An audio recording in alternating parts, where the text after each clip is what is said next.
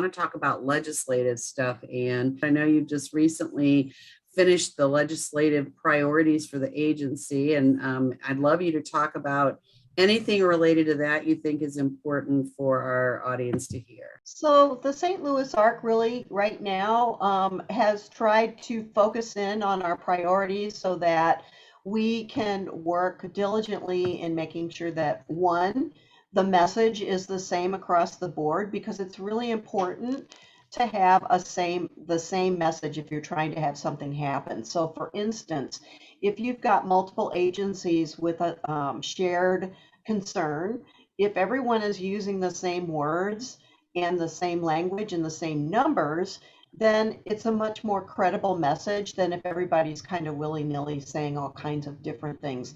So we've worked hard to try to coordinate with other agencies on our priorities. And so I would say that our two major priorities, one is funding for staff. So up until recently, well, even now, staff is underfunded, particularly at the frontline level. So the staff that maybe come to your house and help you get out of bed in the morning, or help you get into your wheelchair, or help you get your bath, staff who work in residential settings, staff who help out in their day programs or in your employment situations where you have someone supporting you in employment. A lot of those folks do not get paid enough.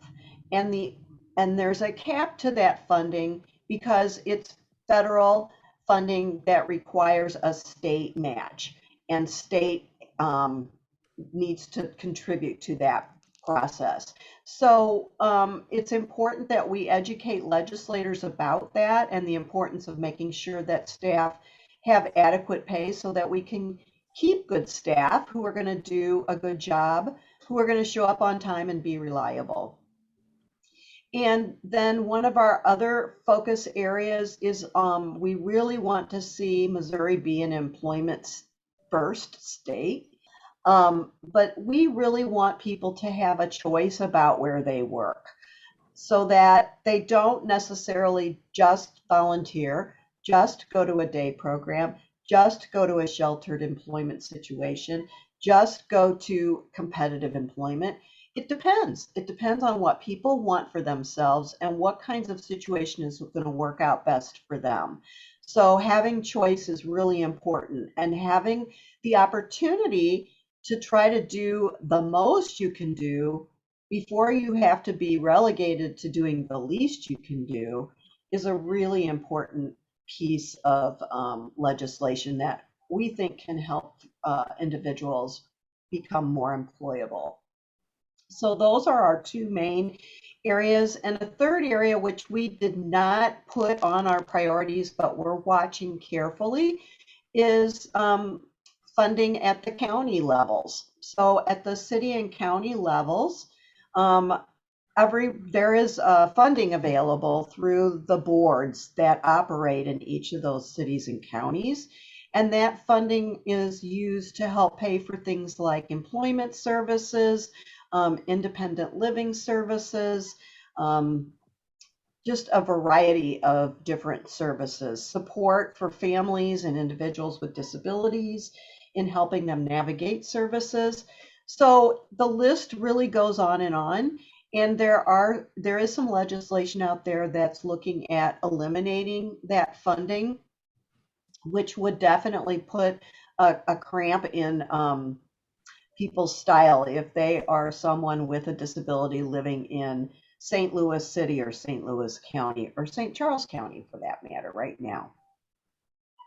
So those are our major priorities that we're focused on, and we're always looking for people who want to talk about those issues as it relates to them personally. So if you have an employment story about something very successful that you've been able to do with your employment, or that you've been unable to do because of barriers, or you're reliant on staff to help you get through the day, those kinds of things, we want to hear from you, because those are important stories to help legislators understand the importance of funding.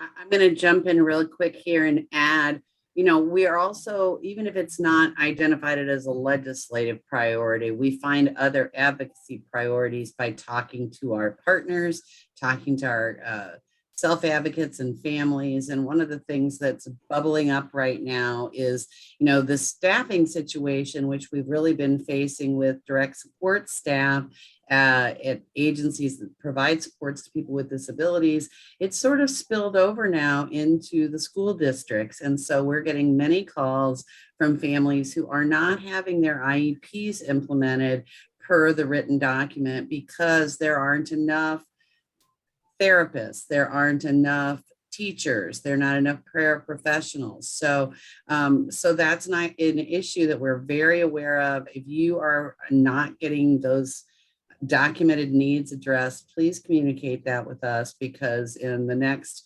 month or so, we're going to be working within a larger coalition to bring those stories to the table and talk about how people can get their legally mandated education needs met.